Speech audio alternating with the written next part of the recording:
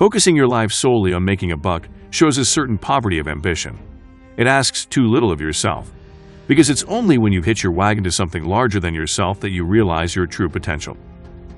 This is the moment when we must come together to save this planet. Let us resolve that we will not leave our children a world where the oceans rise and famine spreads and terrible storms devastate our lands.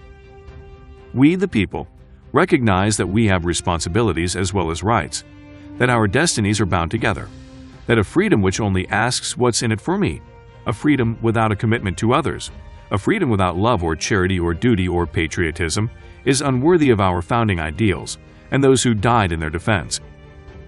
If you're walking down the right path and you're willing to keep walking, eventually you'll make progress. I've got 2 daughters, 9 years old and 6 years old. I am going to teach them first of all about values and morals. But if they make a mistake, I don't want them punished with a baby. It took a lot of blood, sweat, and tears to get to where we are today, but we have just begun. Today we begin in earnest the work of making sure that the world we leave our children is just a little bit better than the one we inhabit today. We cannot continue to rely only on our military in order to achieve the national security objectives that we've set. We've got to have a civilian national security force that's just as powerful, just as strong, just as well-funded. In a world of complex threats, our security and leadership depends on all elements of our power, including strong and principled diplomacy. A good compromise, a good piece of legislation, is like a good sentence or a good piece of music. Everybody can recognize it. They say, it works. It makes sense. I think when you spread the wealth around, it's good for everybody.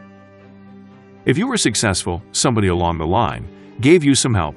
Somebody helped to create this unbelievable American system that we have that allowed you to thrive. Somebody invested in roads and bridges. If you've got a business, you didn't build that. Somebody else made that happen. It's not enough to train today's workforce. We also have to prepare tomorrow's workforce by guaranteeing every child access to a world-class education. It's not enough to train today's workforce. We also have to prepare tomorrow's workforce by guaranteeing every child access to a world-class education. I know my country has not perfected itself. At times, we've struggled to keep the promise of liberty and equality for all of our people.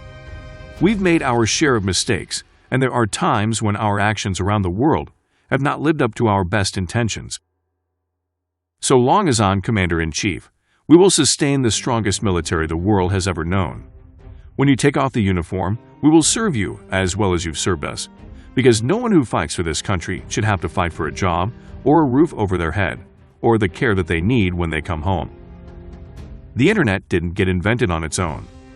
Government research created the internet so that all the companies could make money off the internet.